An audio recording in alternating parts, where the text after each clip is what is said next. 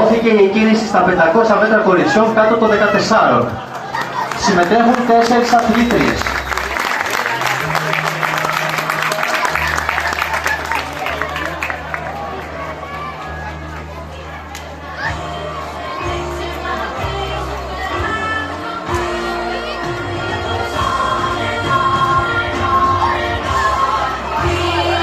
Οι αθλήτριες που συμμετέχουν είναι η Χατζηλαζάρου Μαριέτα από τους ΑΟΡ Τιτάνες 2024, η Κικιδοπούλου Ευτυχία από τον Αγές Κάμηρος 2009, η Τσαλίκη Θεοδοσία Ελένη από τον Δέας Δάφνη Ρόδου και η Καρελάκη Δέσποινα από της Ρόδου.